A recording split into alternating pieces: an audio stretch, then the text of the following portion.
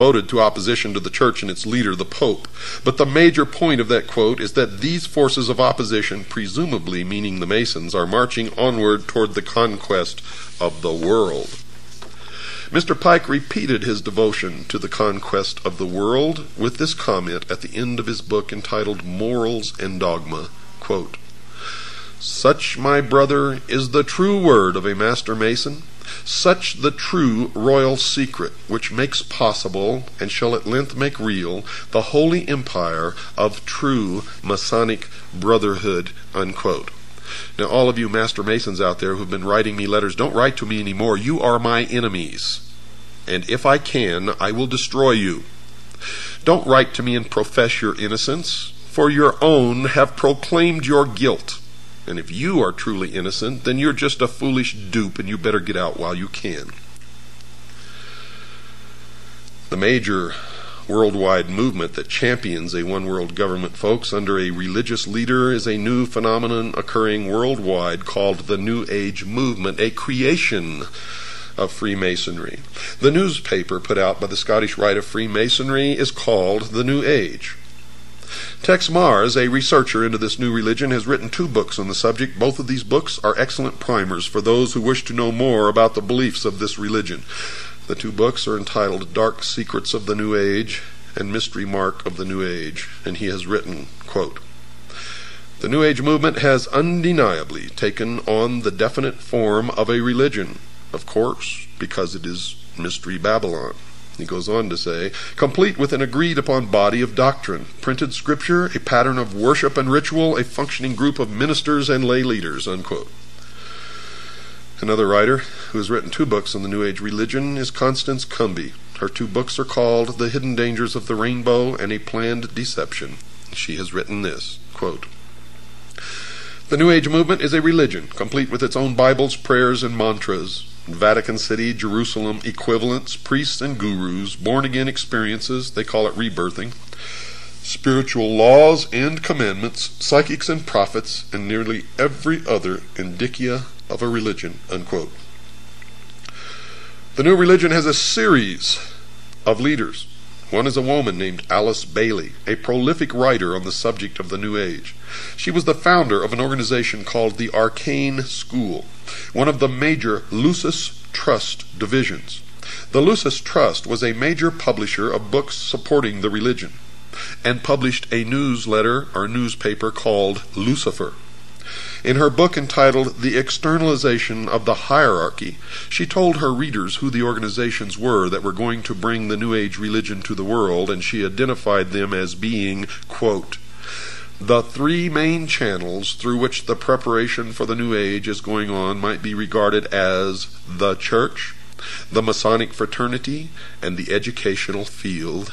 And folks, that is exactly who is bringing it to realization. The main thrust of this program is going to be to examine only one of the 3 organizations mentioned by Alice Bailey, that being the Masonic fraternity. There are numerous works by other writers, lecturers, researchers, exposing the involvement of the church in the educational field in the New Age movement and in the New World Order. So I'm not going to attempt to duplicate those efforts. However, only a few are aware of the involvement of the Freemasons, and that is why I have chosen to concentrate on that organization, Mystery Babylon.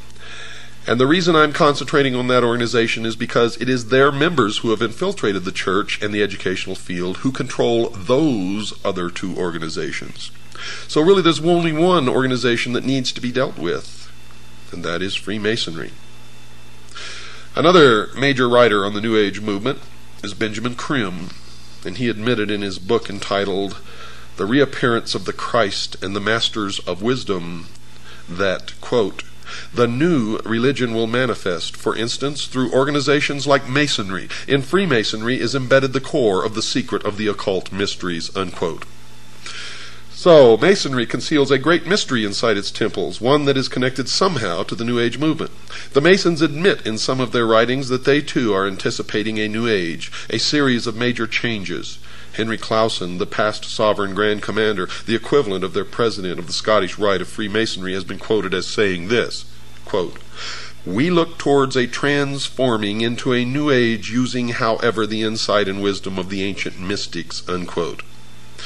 The Masons claim that the things that they believe in are as old as the ancient civilizations. They also claim that these mystics, the ancient philosophers, had the wisdom of all ages and that somehow this knowledge has become lost through the centuries. Humanity today does not possess this knowledge, but it has become the task of the Masons and other truth seekers who turn out in every case of investigation to be liars and deceivers and manipulators, to rediscover these principles for the benefit of all mankind. Those possessing this knowledge will correct the world's current problems. Some of the Masons also claim to have identified the cause of these problems. One of the most prolific writers on the subject of this lost truth, as I have mentioned earlier, is Manly P. Hall, a 33rd degree Mason. For those unfamiliar with the Masonic degrees, all Masons in America start through what is called the Blue Lodge, consisting of only 3 degrees. A Master Mason is of the 3rd degree and really knows nothing, even though he thinks that he has been illumined, and I get letters from them all the time. "I'm a Master Mason, and I never heard of any of the stuff that you're talking about." Oh, boy. It amazes me, folks. It just absolutely amazes me that people are so stupid. Drives me wild. The initiate into the Blue Lodge goes through 3 separate and different initiation ceremonies, one for each degree. After completing these ceremonies, he may stay where he is or choose to affiliate himself with either the York Rite, which has 13 degrees, or the Scottish Rite, which has 32, and then the meritorious 33rd. The latter is divided into 2 separate jurisdictions, the Southern and the Northern. And these are based primarily on state borders, and whether one joins one or the other depends on where the initiate lives.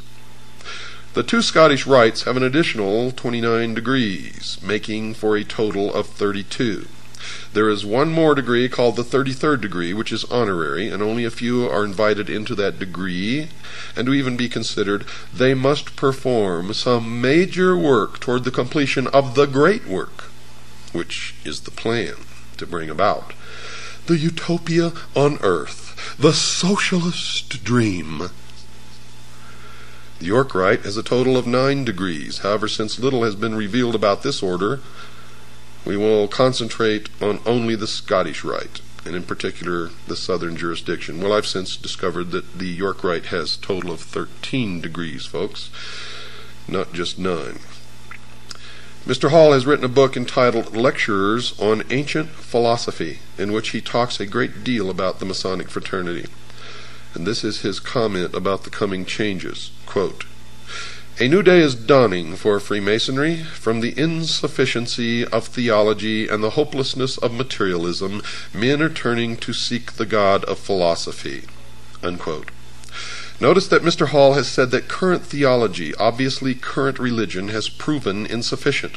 Also, he feels that materialism, meaning the right to private property, is also a failure. But more importantly, he points out that this new God of the Freemasons is somehow different from the God of the Jews and Christians, as will be illustrated later. Some of the Masons believe that the God of the Bible is a God of evil. Helena Petrovna Blavatsky, perhaps the founder of the current New Age movement, has also determined that the Masons are somehow supportive of her religious views. She wrote this in her book entitled The Secret Doctrine. Quote, "At the end of the 18th and the beginning of the 19th centuries, many Freemasons traveled to Tibet, where they were initiated into the esoteric, defined as intended for or understood by only a chosen few as an inner group of disciples or initiates, by an esoteric order of the Masters of Wisdom." Unquote. It should be expected that she would support the Masonic fraternity. In 1875, she founded an organization called the Theosophical Society, basically dedicated to teaching the world about her new secret religion. One of the earliest members of that organization was Albert Pike, later to become the sovereign Grand Commander of the Scottish Rite of Freemasonry. Albert Pike, who later became a 33rd degree Mason, the highest degree attainable, also saw that there were some significant changes coming, and that he was supportive of those changes. He wrote the following in his book entitled Morals and